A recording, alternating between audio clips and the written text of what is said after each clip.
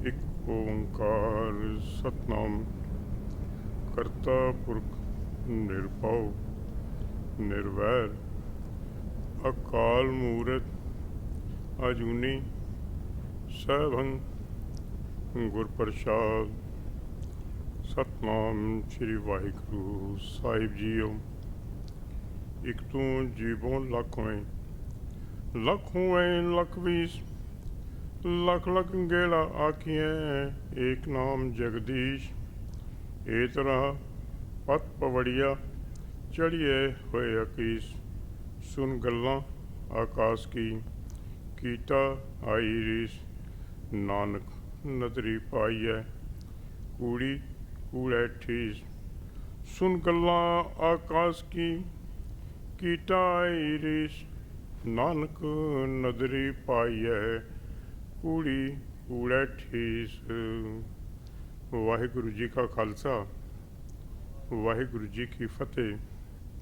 सत्कारयोग सत्संगियो भागां वाले हो जो अपने बख्शे होए उस परमात्मा की सवासां की पूंजी नूं गुरु दरबार विच जुड़ के गुरु जस नूं सरवण करदे हो, गुरु जस नूं गायन करदे हो, अपने हिरदे घर विच वसाउण दी कोशिश नाल इन्हां बख्शे होए सवासां दी लड़ी नूं सखारता बनांदे हो। असल विच उहिओ सवास सखारते हैं, उहिओ सवास लाहेवंद हैं जिहड़े सवास उस परमात्मा की उस्तति विच गुजरन। भावें संसार दे काज करदे हां, सारे ही काम असीं करदे हां, पर जिस वेले चित्त मन उस अकाल पुरख की उस्तति विच जुड़िया रहे, ਉਹਦੇ ਭਉ ਭਾਵਣੀ ਵਿੱਚ ਰਵੇ, ਉਹਨਾਂ ਸਵਾਸਾਂ ਨੂੰ ਉਸ ਅਕਾਲ ਪੁਰਖ ਨੇ ਲਾਹੇਵੰਦ ਗਿਣਿਆ। ਮਨੁੱਖ ਦੇ ਜੀਵਨ ਵਿੱਚ ਉਹਨਾਂ ਸਵਾਸਾਂ ਦਾ ਹੀ ਲਾਭ ਹੈ ਜੋ ਆਪ ਜੀ ਨੇ ਗੁਰੂ ਘਰ ਦੇ ਕੀਰਤਨੀਆਂ ਪਾਸੋਂ ਕੀਰਤਨ ਸਰਵਣ ਕਰ ਰਹੇ ਸੋ। ਉਪਰੰਤ ਇੱਕ ਪੌੜੀ ਦਾ ਪਾਠ ਆਪ ਜੀ ਨੇ ਸਰਵਣ ਕੀਤਾ।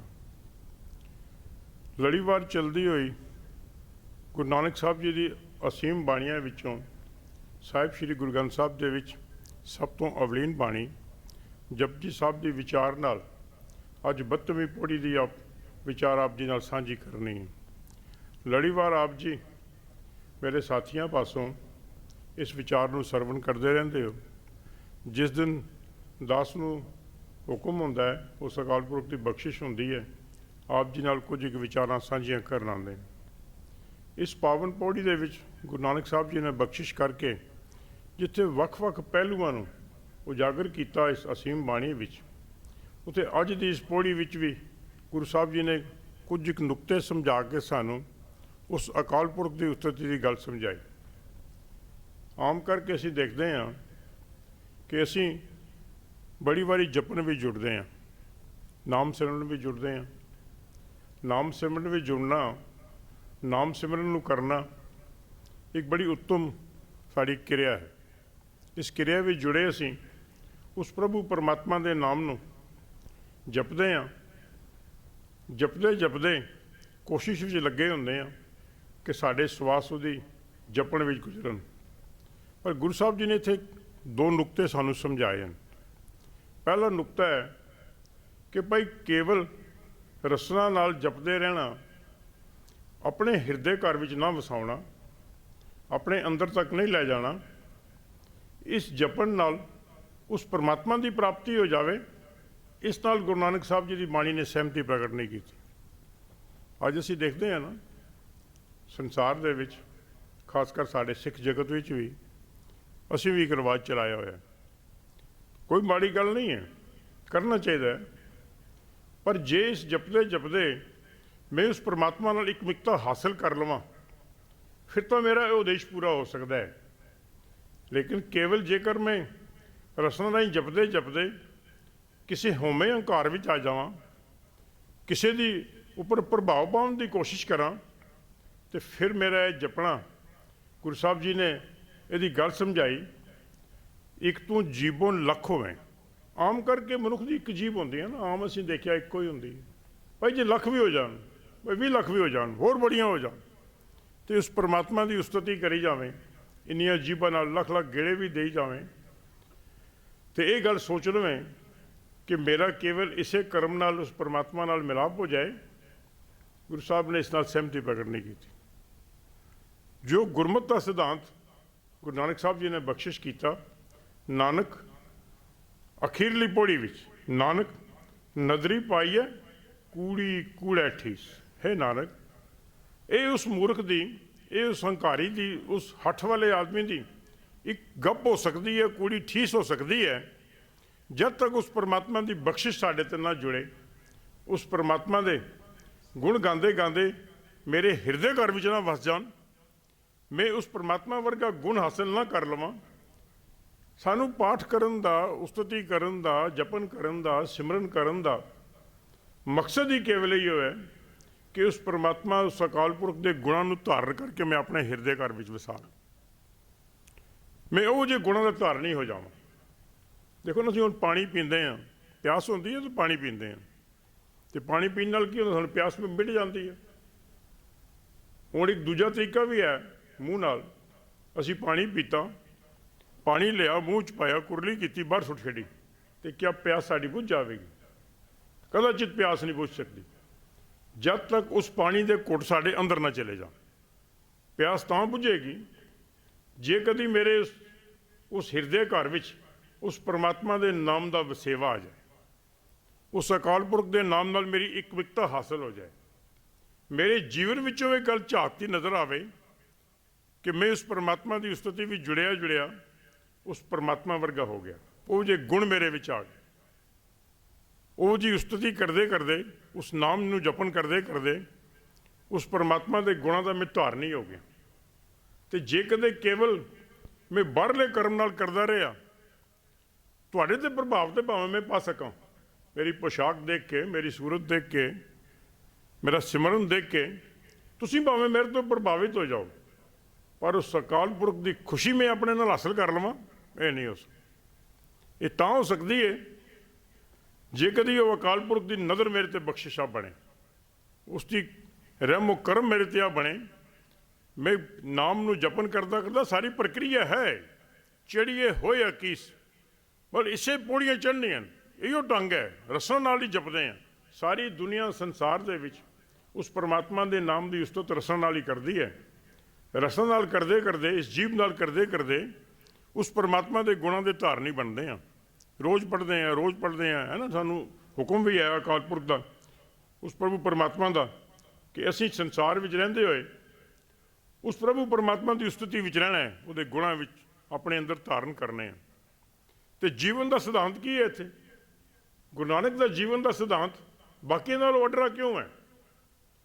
समुचे गुरु ग्रंथ साहब की बाणी नूं पढ़ीए ना, समुचे गुरु ग्रंथ साहब की बाणी पढ़न लग्गियां एक गल का सानू ज्ञान होंदा है। वो ज्ञान की होंदा है कि इत्थे शरीरिक मौत तो बचन का कोई ढंग नहीं दस्सिया गया।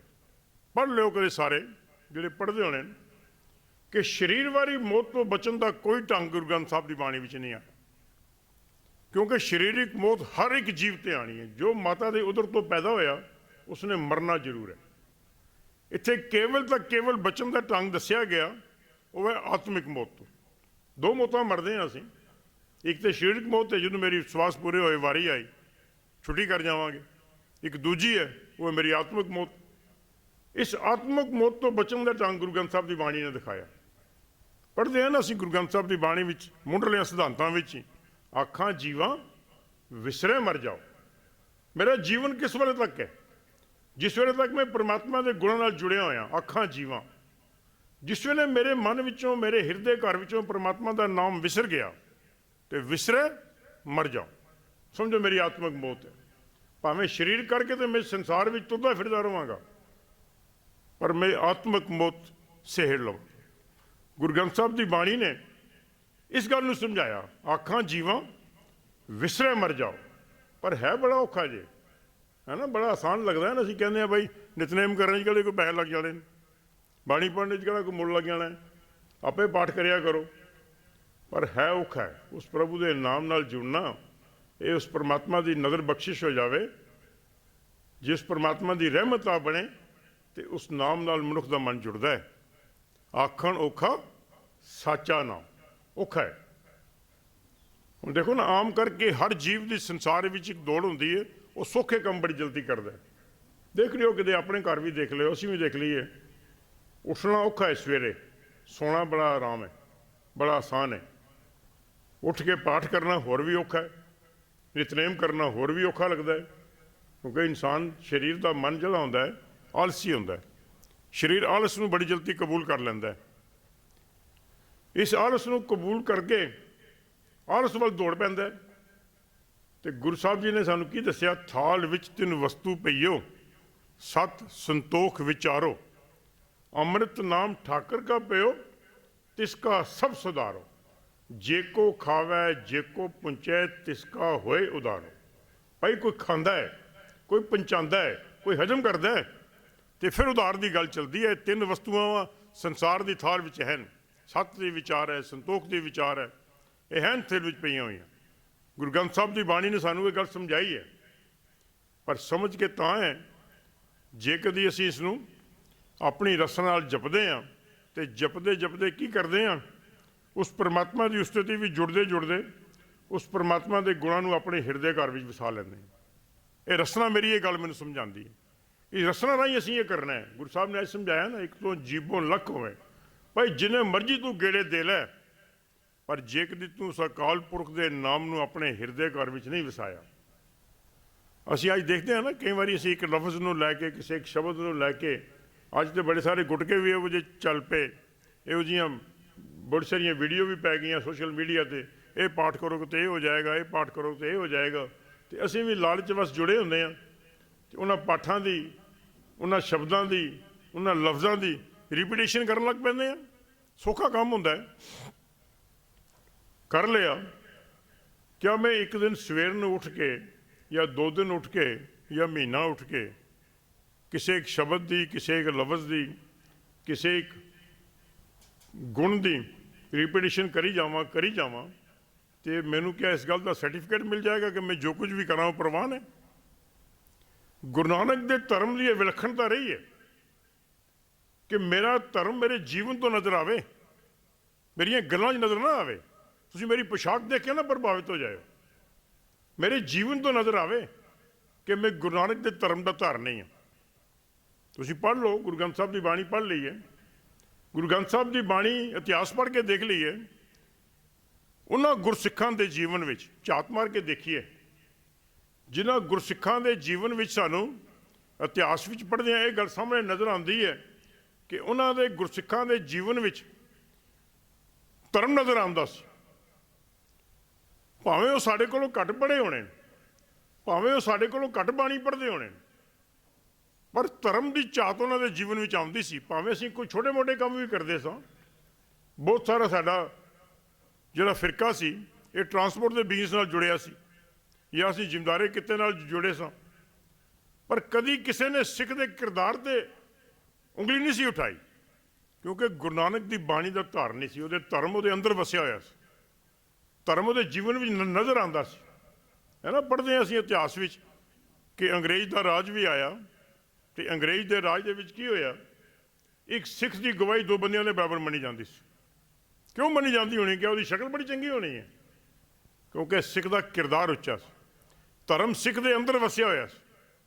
ਰਸਤਾ ਨਾਲ ਜਪਦਾ ਸੀ, ਜਪਦੇ ਜਪਦੇ ਧਰਮ ਅੰਦਰ ਵਸਾ ਲਿਆ, ਉਸ ਪਰਮਾਤਮਾ ਦੇ ਗੁਣ ਆਪਣੇ ਅੰਦਰ ਵਸਾ ਲਿਆ। ਤੇ ਗੁਰੂ ਰਾਮਦਾਸ ਮਹਾਰਾਜ ਜਿਹੜੇ ਸ਼ਬਦ ਅਸੀਂ ਪੜ੍ਹਦੇ ਹਾਂ ਨਾ, ਮੇਰੇ ਪ੍ਰੀਤਮਾ ਹੋ ਜੀਵਾਂ ਨਾਮ ਤੇ ਆਏ, ਹੈ ਮੇਰੇ ਅਕਾਲ ਪੁਰਖ, ਹੈ ਮੇਰੇ ਪ੍ਰਭੂ, ਹੈ ਮੇਰੇ ਪਰਮਾਤਮਾ। ਮੈਂ ਉਸ ਪਰਮਾਤਮਾ ਦੇ ਨਾਮ ਨੂੰ ਤਿਆਗ ਕੇ ਮੇਰਾ ਜੀਵਨ ਹੈ। ਮੇਰੇ ਪ੍ਰੀਤਮਾ ਹੋ ਜੀਵਾਂ ਨਾਮ ਤੇ ਆਏ, ਬਿਨ ਜੀਵ ਨਾਵੇ ਜੀਵਨ ਨਾ ਥੀਏ, ਮੇਰੇ ਸਤਿਗੁਰੂ ਨਾਮ ਦਿਲਾਏ। ਨਾਮ ਤੋਂ ਬਿਨਾਂ ਮੇਰਾ ਜੀਵਨ ਨਹੀਂ ਹੈ। ਪਹਿਲੇ ਗੱਲ ਕੀਤੀ ਹੈ ਨਾ, ਅੱਖਾਂ ਜੀਵਾਂ ਵਿਸਰੇ ਮਰ ਜਾਓ। ਜੇ ਮੇਰੇ ਜੀਵਨ ਵਿੱਚੋਂ ਉਸ ਪ੍ਰਭੂ ਪਰਮਾਤਮਾ ਦਾ ਨਾਮ ਵਿਸਰ ਗਿਆ ਤੇ ਫਿਰ ਕੀ ਹੈ? ਬਿਨ ਨਾਵੇ ਜੀਵਨ ਨਾ ਥੀਏ, ਮੇਰੇ ਸਤਿਗੁਰੂ ਨਾਮ ਦਿਲਾਏ। ਉਸ ਪ੍ਰਭੂ ਪਰਮਾਤਮਾ ਨੇ ਮੈਨੂੰ ਸਤਿਗੁਰੂ ਸੱਚੇ ਗੁਰੂ ਦਾ ਨਾਮ ਦਿਲਾ ਦਿੱਤਾ, ਦ੍ਰਿੜ ਕਰਵਾ ਦਿੱਤਾ, ਤੇ ਮੇਰਾ ਜੀਵਨ ਉਸ ਪ੍ਰਭੂ ਪਰਮਾਤਮਾ ਦੇ ਨਾਮ ਦੇ ਆਸਰੇ ਖੜਾ ਹੈ। ਕਿਉਂਕਿ ਸੰਸਾਰ ਦੀ ਸਾਰੀ ਕਾਰ ਨਾਮ ਕੇ ਧਾਰੇ ਸਗਲੇ ਜੰਤ। ਨਾਮ ਤੋਂ ਬਿਨਾਂ ਸੰਸਾਰ ਨਹੀਂ ਜੇ ਚੱਲਦਾ। ਉਸ ਅਕਾਲ ਪੁਰਖ ਦੀ ਉਸਤਤੀ ਤੋਂ ਬਿਨਾਂ, ਉਸ ਅਕਾਲ ਪੁਰਖ ਦੇ ਗੁਣਾਂ ਤੋਂ ਬਿਨਾਂ ਮਨੁੱਖ ਧਾਰਨ ਨਾ ਕਰੇ, ਉਹਦੇ ਹਿਰਦੇ ਘਰ ਵਿੱਚ ਨਾ ਵਸੇ, ਤੇ ਇੱਕ ਖੁਸ਼ਹਾਲ ਸੰਸਾਰ ਜੋ ਅਸੀਂ ਖੂਬਸੂਰਤ ਕੁਦਰਤ ਉਸ ਪਰਮਾਤਮਾ ਦੀ ਰਚਨਾ ਦੇਖਦੇ ਹਾਂ, ਇਹ ਕਿਹਦੇ ਆਸਰੇ ਖੜੀ ਹੈ? ਇਹ ਉਸ ਨਾਮ ਦੇ ਆਸਰੇ ਖੜੀ ਹੈ। ਇਹ ਉਸ ਅਕਾਲ ਪੁਰਖ ਦਾ ਨਾਮ ਹੈ ਜੋ ਇਸ ਸੰਸਾਰ ਵਿੱਚ ਵਿਚਰਦੇ ਹੋਏ ਇਸ ਸੰਸਾਰ ਵਿੱਚ ਰਹਿੰਦਾ ਹੈ। ਉਸ ਪਰਮਾਤਮਾ ਅਕਾਲ ਪੁਰਖ ਨੇ ਕੁਦਰਤ ਦੀ ਰਚਨਾ ਕੀਤੀ, ਖੂਬਸੂਰਤ ਰਚਨਾ ਹੈ ਨਾ। ਕਈ ਵਾਰੀ ਅਸੀਂ ਇਹ ਗੱਲ ਕਹਿ ਬਹਿੰਦੇ ਹਾਂ ਕਿ ਭੋਜਲ ਸੰਸਾਰ ਬੜਾ ਵਿਕਾਰਾਂ ਦਾ ਘਰ ਹੈ ਜੀ। ਸਭ ਕੁਝ ਇਸ ਸੰਸਾਰ ਵਿੱਚ ਹੈ, ਪਰਮਾਤਮਾ ਦਾ ਨਾਮ ਵੀ ਹੈ, ਵਿਕਾਰ ਵੀ ਉਸ ਪਰਮਾਤਮਾ ਦੇ, ਉਹ ਮਾਇਆ ਵੀ ਸੰਸਾਰ ਵਿੱਚ ਰਚਨਾ ਕੀਤੀ ਹੋਈ ਹੈ। ਪਰ ਉਹ ਤਾਂ ਹੈ ਜੇ ਕਦੀ ਉਸ ਪਰਮਾਤਮਾ ਦੇ ਨਾਮ ਨਾਲ ਜੁੜਿਆ ਮਨੁੱਖ ਇਸ ਸੰਸਾਰ ਦੀਆਂ, ਇਸ ਕੁਦਰਤ ਦੀਆਂ ਉਹਨਾਂ ਦੇਣਾਂ ਨੂੰ ਮਾਣੇ। ਜੇ ਕਦੀ ਸੰਸਾਰ ਵਿੱਚ ਰਹਿੰਦਾ ਹੋਇਆ ਸੰਸਾਰੀ ਹੋ ਕੇ ਜੀ ਗਿਆ, ਸੰਸਾਰ ਵੀ ਦੋਨੋਂ ਗੱਲਾਂ ਹਨ, ਨਿਰੰਕਾਰ ਵੀ ਹੈ ਤੇ ਸੰਸਾਰ ਵੀ ਹੈ। ਜਿਹੜਾ ਮਨੁੱਖ ਸੰਸਾਰੀ ਹੋ ਕੇ ਜੀਵਿਆ, ਸੰਸਾਰ ਜੋਗਾ ਹੀ ਰਹਿ ਗਿਆ। ਜਿਹੜਾ ਸੰਸਾਰ ਵਿੱਚ ਰਹਿੰਦੇ ਹੋਏ ਨਿਰੰਕਾਰ ਨਾਲ ਜੁੜਿਆ, ਕਿਸੇ ਧਰਮ ਨੇ ਗੱਲ ਸਿਖਾਈ ਹੋਣੀ ਹੈ ਕਿ ਸੰਸਾਰ ਤੋਂ ਭਗੌੜਾ ਕਿਵੇਂ ਹੋਣਾ ਹੈ। ਬੜੀਆਂ ਧਰਮਾਂ ਨੇ ਗੱਲ ਵੀ ਸਿਖਾਈ, ਪਰ ਗੁਰੂ ਨਾਨਕ ਦੇ ਫਲਸਫੇ ਦੀ ਇਹ ਵਿਲੱਖਣਤਾ ਰਹੀ, ਰਹਿਣਾ ਸੰਸਾਰ ਵਿੱਚ ਪਰ ਚਿੱਤ ਨਿਰੰਕਾਰ ਨਾਲ ਜੋੜ ਕੇ ਰੱਖਣਾ, ਇਹ ਵਿਲੱਖਣਤਾ ਹੈ। ਅਸੀਂ ਕਹਿੰਦੇ ਹਾਂ ਨਾ, ਸਿੱਖ ਧਰਮ ਵਿਲੱਖਣ ਹੈ, ਸਿੱਖ ਧਰਮ ਨਵੇਕਲਾ ਹੈ, ਸਿੱਖ ਧਰਮ ਦੀ ਵਿਚਾਰਧਾਰਾ ਸਾਰਿਆਂ ਧਰਮਾਂ ਤੋਂ ਵੱਡ ਰਹੀ ਹੈ। ਕਿਉਂ ਵੱਡ ਰਹੀ ਹੈ? ਕਿਉਂਕਿ ਉਹਦੀ ਵਿਚਾਰ ਅੱਡ ਰਹੀ ਹੈ, ਕਿਉਂਕਿ ਉਹਦੀ ਵਿਚਾਰ ਵਿਲੱਖਣ ਹੈ। ਬਾਕੀ ਜੇ ਧਰਮ ਪੜ੍ਹ ਕੇ ਦੇਖ ਲਓ, ਜਿਹਨਾਂ ਨੇ ਕੰਪੈਰੇਟਿਵ ਸਟੱਡੀ ਕੀਤੀ ਹੋਵੇ, ਉਹ ਇਹ ਗੱਲ ਸਾਹਮਣੇ ਆਉਂਦੀ ਹੈ ਕਿ ਉਹਨਾਂ ਨੇ ਕੀ ਕਿਹਾ ਕਿ ਸੰਸਾਰ ਤੋਂ ਭਗੌੜੇ ਹੋਣ ਦੇ ਤਰੀਕੇ ਹਨ। ਸੰਸਾਰ ਤੋਂ ਭਗੌੜੇ ਹੋ ਜਾਓ, ਆਪਣੇ ਫਰਜ਼ਾਂ ਤੋਂ ਕਾਸਰ ਹੋ ਜਾਓ। ਪਰ ਗੁਰੂ ਨਾਨਕ ਦੇ ਧਰਮ ਨੇ ਗੱਲ ਨਹੀਂ ਸਿਖਾਈ। ਗੁਰੂ ਨਾਨਕ ਦੇ ਧਰਮ ਨੇ ਇਹ ਗੱਲ ਸਿਖਾਈ ਕਿ ਸੰਸਾਰ ਵਿੱਚ ਰਹਿਣਾ ਕਿਵੇਂ, ਕਿਵੇਂ ਪ੍ਰਭੂ ਪਰਮਾਤਮਾ ਦੀ ਉਸਤਤੀ ਵਿੱਚ ਜੁੜਨਾ ਹੈ, ਕਿਵੇਂ ਉਸ ਅਕਾਲ ਪੁਰਖ ਦੇ ਗੁਣ ਆਪਣੇ ਹਿਰਦੇ ਘਰ ਵਿੱਚ ਵਸਾਉਣੇ ਹਨ। ਇਸ ਰਸਨਾ ਰਾਹੀਂ ਜਪਦੇ ਜਪਦੇ, ਇਹਨਾਂ ਪੌੜੀਆਂ ਨੂੰ ਚੜ੍ਹਦੇ ਚੜ੍ਹਦੇ, ਇਹਨਾਂ ਪੌੜੀਆਂ ਨੂੰ ਸਟੈਪ ਬਾਈ ਸਟੈਪ ਚੜ੍ਹਦੇ, ਅਸੀਂ ਕਿਤੇ ਦਿੱਲੀ ਜਾਣਾ ਹੋਵੇ ਨਾ, ਤੇ ਕੀ ਹੁੰਦਾ ਹੈ, ਅਸੀਂ ਮਾਈਲਸਟੋਨ ਸਾਡੇ ਹੁੰਦੇ ਨੇ, ਉਹਨਾਂ ਮਾਈਲਸਟੋਨਾਂ ਨੂੰ ਅਸੀਂ ਅੰਤਰ ਅੱਗੇ ਜਾਂਦੇ ਜਾਂਦੇ ਹਾਂ, ਉਹਨਾਂ ਮਾਈਲਸਟੋਨਾਂ ਨੂੰ ਪਾਰ ਕਰਦੇ ਹਾਂ, ਤਾਂ ਹੀ ਪਹੁੰਚਾਂਗੇ ਜਾ ਕੇ ਦਿੱਲੀ ਨਾ।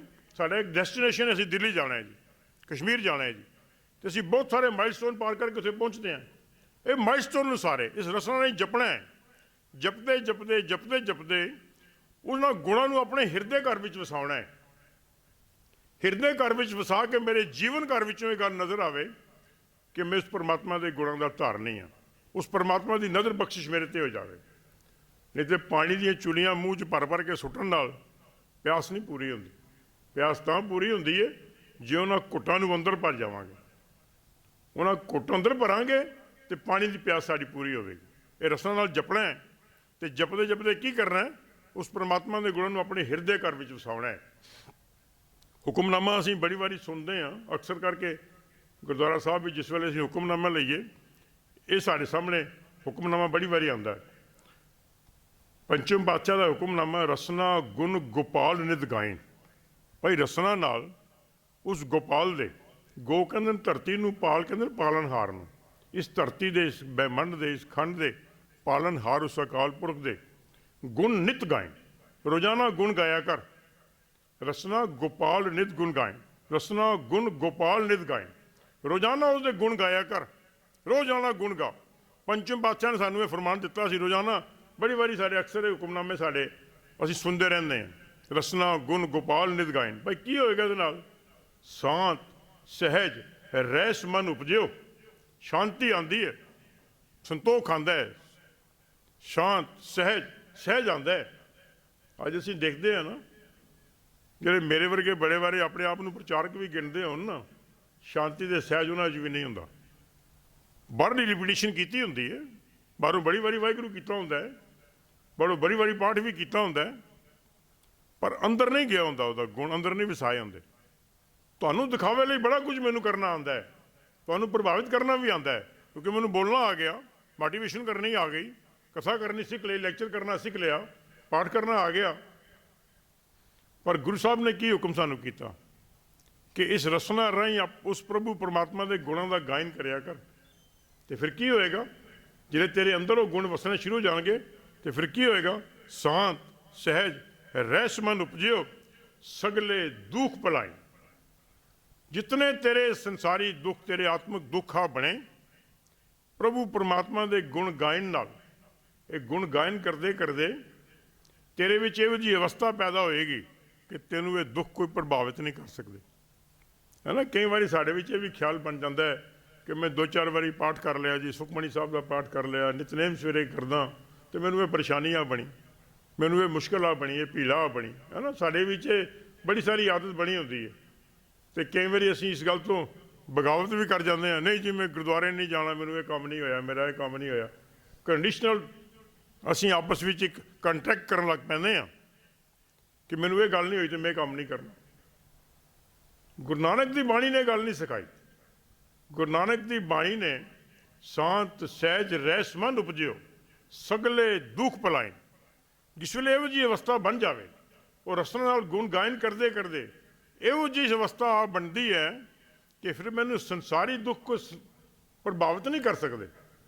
मेरा अटल विश्वास परमात्मा ते बनिया होंदा, तो फिर की होंदा है जिस वेले इहो जे गुणों गान लग पैंदा, फिर उस प्रभु परमात्मा की बख्शिश नाल उहदियां मंगां भी बदल जांदियां। अज असीं की मंगदे हां गुरुद्वारे आके, साड़ियां अरदासां की हुंदियां, है ना। बच्चे नूं नौकरी लग जाए, विदेश चला जाए, ब्याह शादी हो जाए, बच्चे न्याणे हो जान, अज साड़ियां मंगां इहो जिहियां हो गईयां। कौन होएगा विरला जिहड़ा गुरुद्वारे आके अरदास करदा होएगा या अकाल पुरख कि मेरे बच्चों नूं नाम दा दान बख्शी, मेरी घर गृहस्थी उस प्रभु परमात्मा दे भाव भावनी विच गुजरे। किन्ने लोग असीं उहो जिहे होवांगे। संसारी मंगां तां साडी लिस्ट बड़ी वड्डी होनी है, लिस्ट आप भी बोलते होने हैं, तो भाई साहब नूं भी कदे कदे फड़ा छड्डदे होने हैं। तो जे कदी भाई साहब साडी उस लिस्ट नूं पूरा ना करन या नाम ना लवन, तो बड़ी बारी तुसीं भी देखिया तो मैं भी देखिया, वो आके गल भी पै जाते हैं। क्योंकि मेरे मन में एक गल बनी है कि मेरी लिस्ट जरूर पढ़नी चाहिए है। तो जे कदी मैं उस परमात्मा की दित्ती बख्शिश विचों कोई चाह या लंगर दे देवां या कोई 4 पैसे दे देवां, फिर तो मेरी लिस्ट होर भी लंबी हो जाती है। पर इत्थे जिस वेले इहो जी अवस्था आ बनती है, जिस वेले रसना नाल गुण गायन करते करते ये शांत सहज रहस मन उपजियो, जिस वेले इहो जी अवस्था आ बनती है, तो फिर उस मनुख दीयां मंगां भी बदल जांदियां। फिर वो दुनियावी मंगां च नहीं रहिंदा कि दुनियावी मंगां मंग के मेरा गुजारा हो जाएगा। संसार में रहना है, किरत करनी है। गुरु नानक साहब के फलसफे ने गल बख्शिश की है कि सिख ने किरत करनी है, तो किरत करते करते उसने दुनियावी हर गल पूरी करनी है। तुसीं वैसे भी देख लो, जे कदे संसार में रहिंदे हां असीं जिस मकसद नूं लैके चलते हैं, भाई मेरी नौकरी लग जाए तो मेहनत करते हैं, पढ़ते हैं, जिहो जी मेरी काबलियत होंदी है मिल भी जाती है। जे मेरा ये मकसद है कि मैनू 4 पैसे इकट्ठे हो जान, तो मैं उस किरत में लगदा। कई बारी मैं कानूनी किरत भी करदा, कई बारी गैर कानूनी भी करन लग पैंदा, क्योंकि मेरा मकसद होंदा है कि मैनू पैसे 4 इकट्ठे हो जाते हैं इकट्ठे। पर जे मेरे जीवन का मकसद ये बन जाए कि मैं परमात्मा के नाम नूं जपदे जपदे उस परमात्मा के गुणां नूं धारण करना है, तो फिर मेरियां मंगां भी बदल जाणगियां। फिर मेरी लिस्ट इहो जी नहीं रहेगी कि मेरे बच्चे नूं ये हो जाए, तो मेरा मकान इहो जिहा हो जाए, तो मेरा घर इहो जिहा हो जाए, मैं विदेश चला जावां। फिर इहो जिहियां मंगां नहीं रहिंदियां। फिर किहो जिहियां हो जांदियां, फिर उस परमात्मा के गुण गायन करते करते उस प्रभु परमात्मा नाल इकमिकता हासिल कर लैंदा है। फिर वो जन्म मरण दूं ते छूटे, भौजल जगत तराई। भौजल कहते समुंदर नूं। एक समुंदर तो यह होंदा जिहदे विच पानी हुंदा है ना। एक समुंदर असीं देखदे हां, जिहड़ा आम वेखिया हुंदा सी, वो सागर समुंदर हुंदा है। उस समुंदर विच भी एक बेड़ा चलदा है, उस बेड़े नूं भी बहुत सारियां मुश्किलां दा सामना करना पैंदा है। ये नहीं कि इत्थों चलिया तो उस जगह ते फटाफट ही पहुँच गया, बड़े सारे पड़ाव पार करदा है। जिहड़े अजकल साडे बच्चे मर्चेंट नेवी च नौकरी करदे न, वो सहज इस गल नूं समझा सकते हैं तो समझ सकते। पर एक भौजल संसार ये भी है। इस भौजल संसार में बड़ियां लहरां उठदियां। वो लहरां किहड़ियां? उन संसारी माया भी संसार भी रहिंदे होए इस माया दीयां लहरां। वो माया दीयां लहरां मनुख नूं बड़ी जल्दी घेर लैंदियां जे। वो समुंदरी बेड़ा कदी कदी सुनते हैं कि वो बेड़ा डुब गया, पानी में डुब गया, उत्थे कोई कोई बेड़ा डुबदा होना है। पर संसार समुंदर भौजल में रहिंदे होए हर बेड़ा डुबिया होया, कोई कोई पड़ तर के निकलता है। ਜਿਸ ਦੀ ਉਸ ਅਕਾਲ ਪੁਰਖ ਦੀ ਬਖਸ਼ਿਸ਼ ਹੋ ਜਾਵੇ।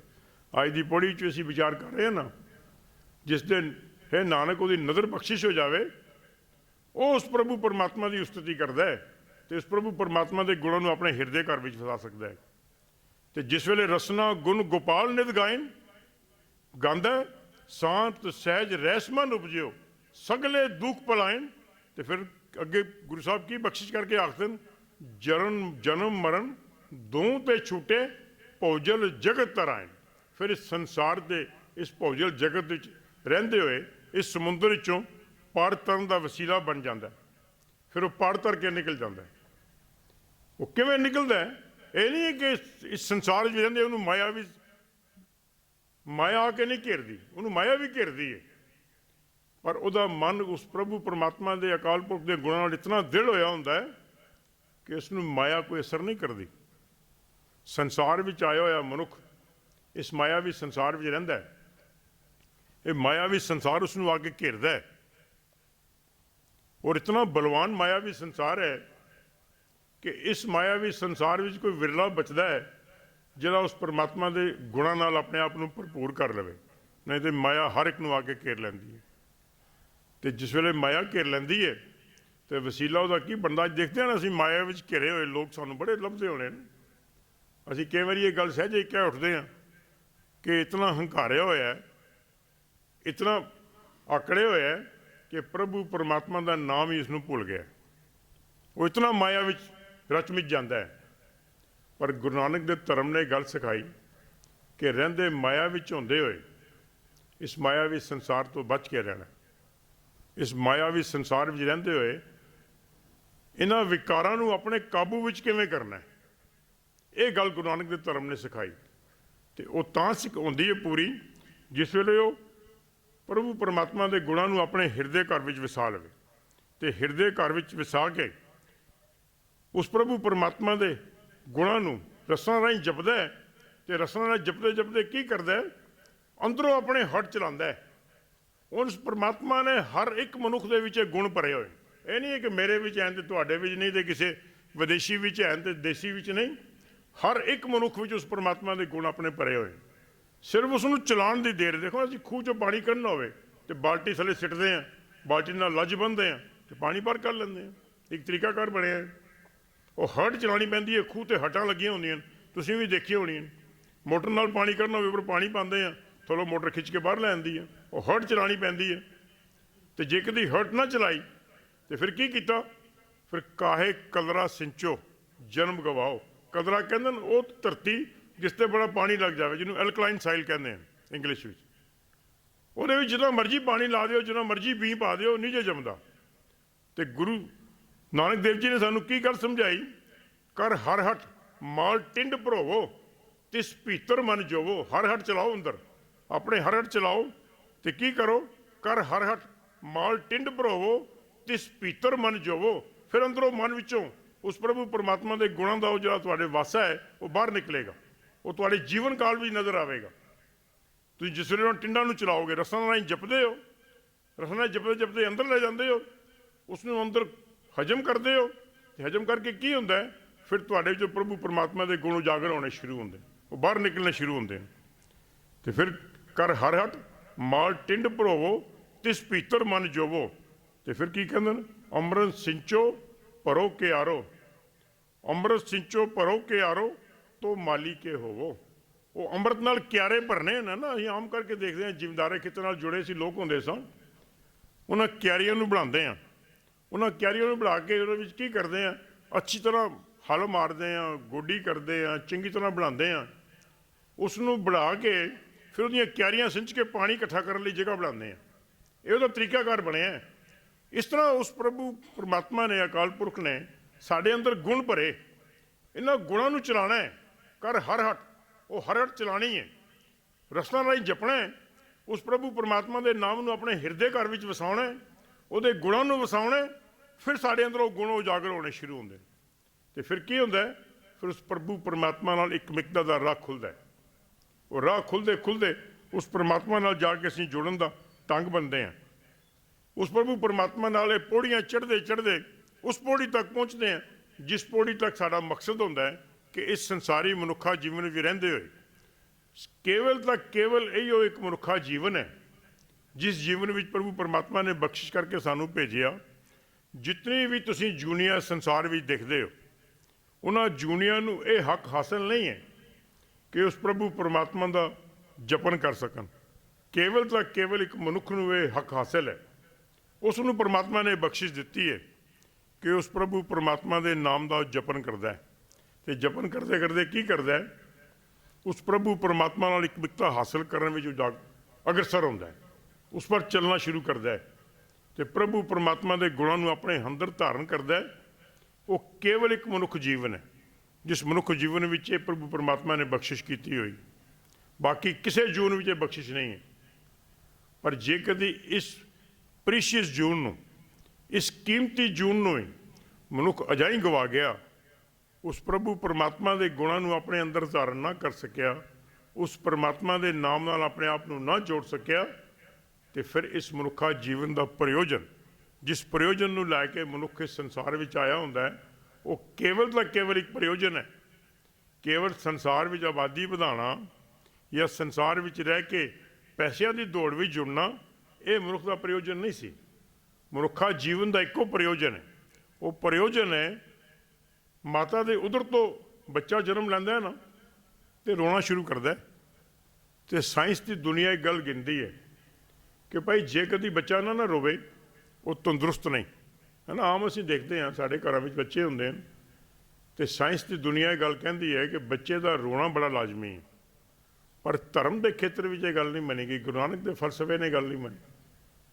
ਮਾਂ ਦੇ ਉਦਰ ਵਿੱਚ ਰਹਿੰਦਾ ਹੈ ਅਤੇ ਮਾਤਾ ਦੇ ਉਦਰ ਵਿੱਚ ਕੀ ਹੁੰਦਾ ਹੈ? ਉਸਨੂੰ ਕੌਣ ਆਹਾਰ ਪਹੁੰਚਾਉਂਦਾ? ਉੱਥੇ ਉਹ ਅਕਾਲ ਪੁਰਖ ਉਸਨੂੰ ਰੋਟੀ ਪਹੁੰਚਾਉਂਦਾ ਹੈ। ਆਮ ਕਰਕੇ ਦੇਖੀਏ ਨਾ ਸੰਸਾਰ ਵਿੱਚ ਅਸੀਂ, ਜੇ ਬੱਚਾ ਕੁਝ ਦੇਰ ਪਾਣੀ ਵਿੱਚ ਰਹਿ ਜਾਏ ਨਾ, ਜਾਂ ਬੜਾ ਵੀ ਰਹਿ ਜਾਵੇ, ਅਤੇ ਕੁਝ ਇੱਕ ਮਿੰਟਾਂ ਘੰਟਿਆਂ ਬਾਅਦ ਉਹਦੀ ਮੌਤ ਹੋ ਜਾਂਦੀ ਹੈ। ਪਰ ਦੇਖੋ ਉਸ ਅਕਾਲ ਪੁਰਖ ਦੀ ਕਲਾ ਕੀ ਹੈ ਕਿ ਮਾਤਾ ਦੇ ਉਦਰ ਵਿੱਚ ਪਾਣੀ ਵਿੱਚ ਰਹਿੰਦਾ ਅਤੇ ਜਿੰਦਾ ਰਹਿੰਦਾ ਹੈ, ਜਨਮ ਲੈਂਦਾ ਹੈ।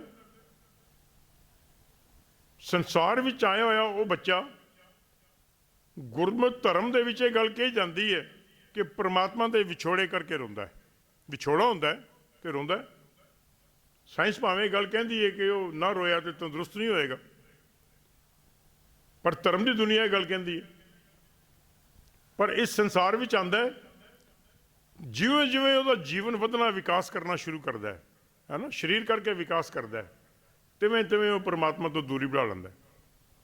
ਦੂਰੀ ਬਣਾ ਕੇ ਕੀ ਕਰਦਾ ਕਿ ਸੰਸਾਰ ਵਿੱਚ ਰਹਿ ਕੇ ਮਾਇਆਵੀ ਸੰਸਾਰ ਦੀ ਦੌੜ ਵਿੱਚ ਲੱਗਿਆ ਹੋਇਆ, ਉਸ ਦੌੜ ਨੂੰ ਤਾਂ ਪੂਰਾ ਕਰ ਲੈਂਦਾ ਹੈ, ਪਰ ਮਨੁੱਖਾ ਜੀਵਨ ਦੇ ਪ੍ਰਯੋਜਨ ਨੂੰ ਪੂਰਾ ਨਹੀਂ ਕਰ ਪਾਉਂਦਾ। ਉਹ ਕੌਣ ਪੂਰਾ ਕਰ ਪਾਉਂਦਾ? ਜਿਸ ਦੇ ਅਕਾਲ ਪੁਰਖ ਦੀ ਬਖਸ਼ਿਸ਼ ਹੋ ਜਾਵੇ, ਜਿਹੜਾ ਉਸ ਪ੍ਰਭੂ ਦੇ ਗੁਣਾਂ ਨੂੰ ਆਪਣੇ ਹਿਰਦੇ ਘਰ ਵਿੱਚ ਵਸਾ ਲਵੇ। ਉਹਦੇ ਹਿਰਦੇ ਘਰ ਵਿੱਚ ਵਸੇ ਹੋਏ ਗੁਣ ਉਹਦੇ ਜੀਵਨ ਵਿੱਚ ਨਜ਼ਰ ਆ ਜਾਣ, ਉਹ ਇਹਨਾਂ ਪੌੜੀਆਂ ਨੂੰ ਪਾਰ ਕਰਦਾ ਹੈ।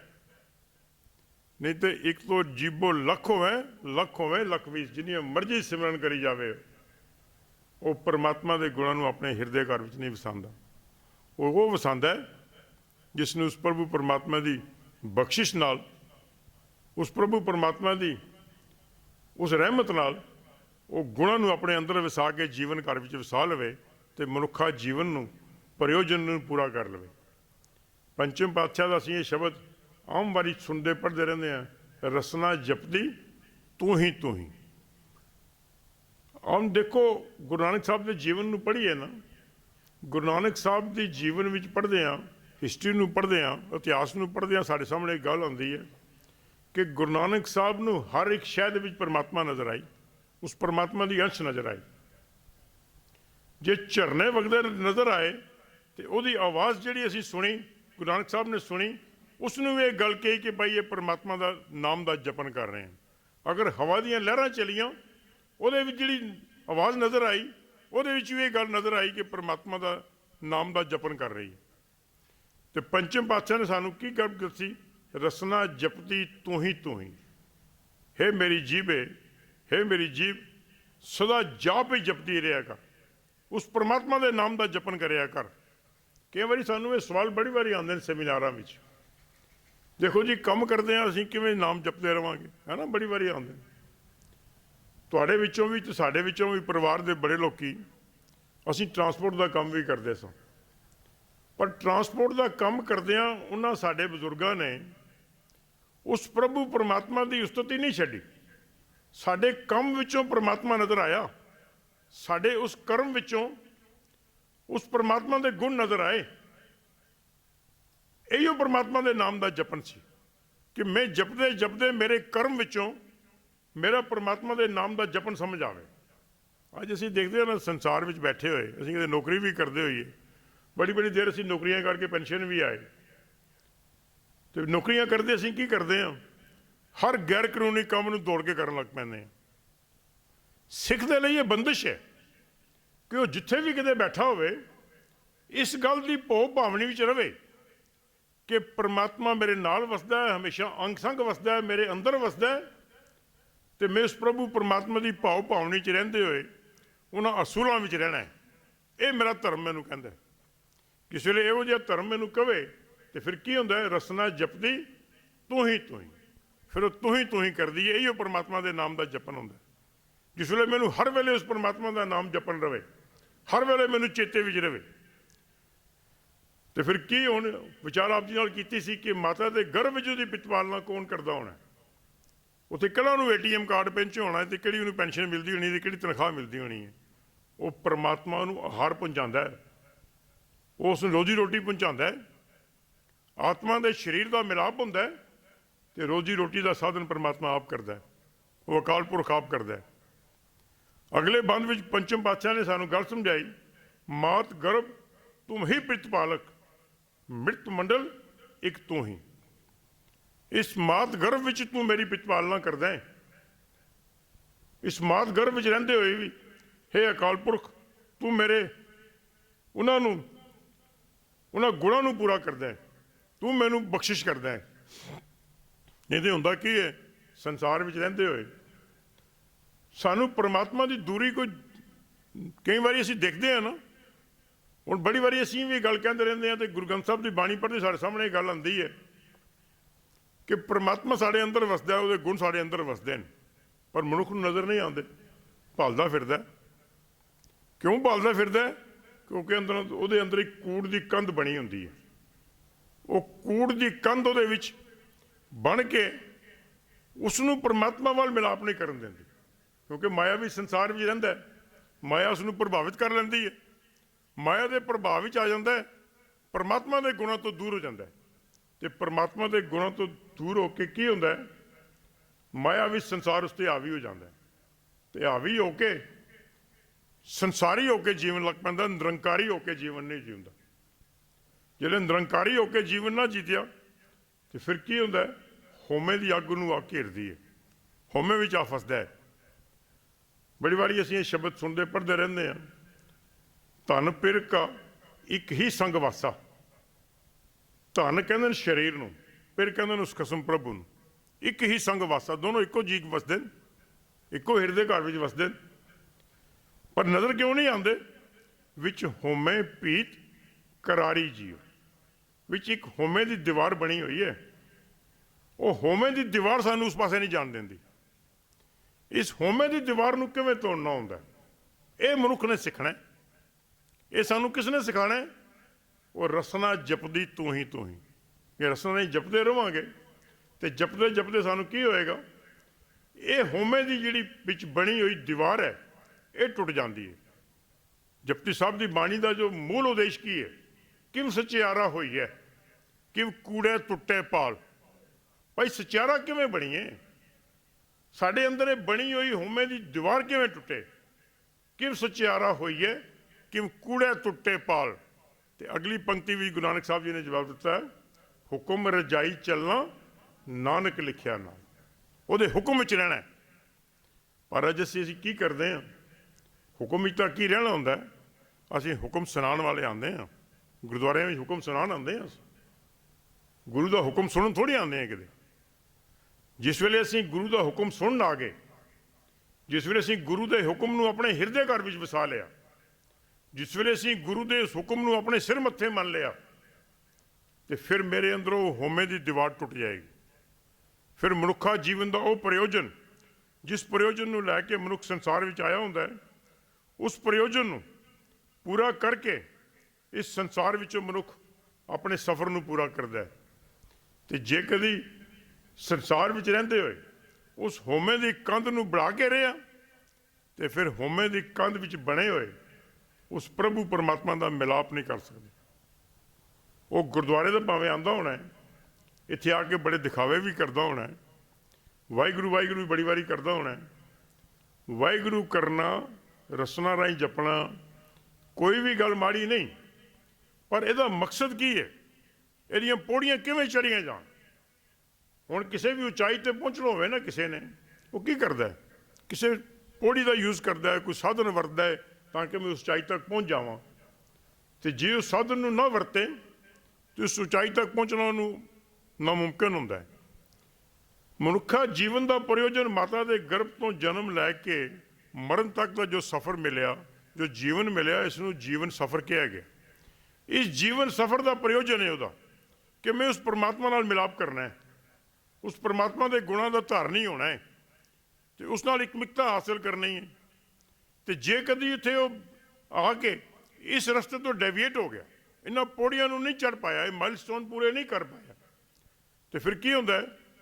ਫਿਰ ਉਸ ਪ੍ਰਯੋਜਨ ਨੂੰ ਪੂਰਾ ਨਹੀਂ ਕਰ ਪਾਉਂਦਾ। ਭਾਵੇਂ ਸੰਸਾਰ ਵਿੱਚ ਮਿਲਿਆ ਹੋਇਆ ਇਹ ਸਫ਼ਰ ਗੁਜ਼ਾਰ ਜਾਂਦਾ ਹੈ।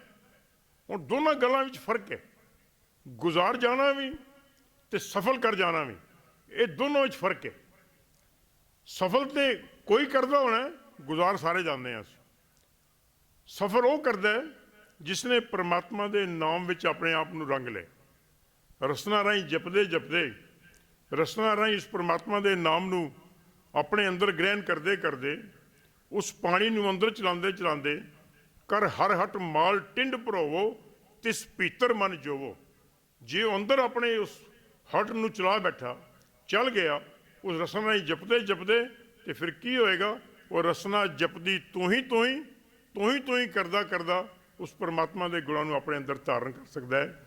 ਤੇ ਫਿਰ ਉਸ ਪਰਮਾਤਮਾ ਦੀ ਉਸ ਉਸਤਤੀ ਵਿੱਚ ਜੁੜਿਆ ਹੋਇਆ, ਉਸ ਨਾਮ ਸਿਮਰਨ ਵਿੱਚ ਜੁੜਿਆ ਹੋਇਆ, ਉਸ ਨਾਮ ਦੀ ਬਰਕਤ ਨਾਲ ਉਸ ਪਰਮਾਤਮਾ ਦੇ ਗੁਣਾਂ ਨੂੰ ਆਪਣੇ ਅੰਦਰ ਧਾਰਨ ਕਰਕੇ, ਉਸ ਪਰਮਾਤਮਾ ਦੇ ਗੁਣਾਂ ਨੂੰ ਆਪਣੇ ਅੰਦਰ ਵਸਾ ਕੇ, ਉਸ ਅਕਾਲ ਪੁਰਖ ਦੀਆਂ ਖੁਸ਼ੀਆਂ ਪ੍ਰਾਪਤ ਕਰਕੇ ਇਸ ਸੰਸਾਰੀ ਜੀਵਨ ਵਿੱਚੋਂ ਉਸ ਨਿਰੰਕਾਰੀ ਜੀਵਨ ਤੱਕ ਜਾ ਪਹੁੰਚਦਾ ਹੈ। ਪਰ ਉਹ ਸ਼ਰਤ ਇੱਕੋ ਹੀ ਹੈ, ਜੇ ਕਦੀ ਉਸ ਰਸਨਾ ਰਾਹੀਂ ਜਪਦੇ ਜਪਦੇ, ਇਹਨਾਂ ਪੌੜੀਆਂ ਨੂੰ ਚੜ੍ਹਦੇ ਚੜ੍ਹਦੇ ਉਸ ਪਰਮਾਤਮਾ ਤੱਕ ਆਪਣੀ, ਉਸ ਅਕਾਲ ਪੁਰਖ ਤੱਕ ਆਪਣੀ ਪਹੁੰਚ ਕਰ ਸਕਦਾ ਹੋਵੇ। ਵਿਚਾਰਾਂ ਕਰਦਿਆਂ ਇੱਕ ਨਹੀਂ, ਅਨੇਕ ਗਲਤੀਆਂ ਹੋ ਸਕਦੀਆਂ, ਬਹੁਤ ਸਾਰੀਆਂ ਅਣਜਾਣ ਆ, ਬਹੁਤ ਸਾਰੀਆਂ ਗਲਤੀਆਂ 10 ਪਾਸੋਂ ਵੀ ਹੋਈਆਂ ਹੋਣਗੀਆਂ। ਆਪ ਸਾਰੇ ਪ੍ਰਬੰਧਕ ਵੀਰ ਸਾਹਿਬ ਸ੍ਰੀ ਗੁਰੂ ਗ੍ਰੰਥ ਸਾਹਿਬ ਸਮੁੱਚੀ ਸੰਗਤ ਦਾ ਕੋਟਾਨ ਕੋਟ ਧੰਨਵਾਦ ਹੈ ਜੋ ਆਪ ਜੀ ਸਮਾਂ ਬਖਸ਼ਦੇ ਹੋ। ਮੈਂ ਔਰ ਮੇਰੇ ਬਾਕੀ ਦੇ ਵੀਰ ਆਪ ਜੀ ਨਾਲ ਆ ਕੇ ਅਸੀਂ ਕੁਝ ਕੁ ਵਿਚਾਰਾਂ ਸਾਂਝੀਆਂ ਕਰਦੇ ਹਾਂ। ਗੁਰਦੁਆਰਿਆਂ ਦਾ ਮਨੋਰਥ ਹੀ ਹੈ ਕਿ ਗੁਰੂ ਕੀਆਂ ਵਿਚਾਰਾਂ, ਗੁਰੂ ਕੀਆਂ ਕਥਾ, ਗੁਰੂ ਕਾ ਕੀਰਤਨ, ਗੁਰੂ ਕੀ ਬਾਣੀ ਦੀ ਉਸਤਤੀ ਹਰ ਦਿਨ, ਹਰ ਰੋਜ਼, ਹਰ ਪਲ ਇਹਨਾਂ ਗੁਰਦੁਆਰਿਆਂ ਰਾਹੀਂ ਹੋਵੇ। ਇਹ ਗੁਰਦੁਆਰੇ ਹੀ ਸਾਡੇ ਸੋਮੇ ਜੋ ਸਾਨੂੰ ਜੀਵਨ ਦੀ ਜਾਂਚ ਸਿਖਾਉਂਦੇ ਹਨ। ਇਸ ਜੀਵਨ ਨੂੰ ਸਫਲ ਕਰਕੇ ਕਿਵੇਂ ਗੁਜ਼ਾਰਨਾ ਹੈ, ਇਹ ਗੱਲ ਸਾਨੂੰ ਗੁਰਦੁਆਰੇ ਤੋਂ ਸਿਖਾਈ ਜਾਂਦੀ ਹੈ। ਗੁਰੂ ਗ੍ਰੰਥ ਸਾਹਿਬ ਜੀ ਦਾ ਪ੍ਰਕਾਸ਼, ਪ੍ਰਬੰਧਕ ਵੀਰਾਂ ਦਾ, ਸਾਹਿਬ ਸ੍ਰੀ ਗੁਰੂ ਗ੍ਰੰਥ ਸਾਹਿਬ ਦਾ, ਆਪ ਸਮੁੱਚੀ ਸੰਗਤ ਦਾ ਕੋਟਾਨ ਕੋਟ ਧੰਨਵਾਦ ਹੈ ਜੀ। ਮੇਰੀਆਂ ਗਲਤੀਆਂ ਮੈਨੂੰ ਬਖਸ਼ ਲੈਣਾ, ਜੇ ਬਖਸ਼ਦੇ ਹੋ ਤੇ ਗੱਜ ਵੱਧ ਕੇ ਫਤਿਹ ਬੁਲਾਓ। ਵਾਹਿਗੁਰੂ ਜੀ ਕਾ ਖਾਲਸਾ, ਵਾਹਿਗੁਰੂ ਜੀ ਕੀ ਫਤਿਹ।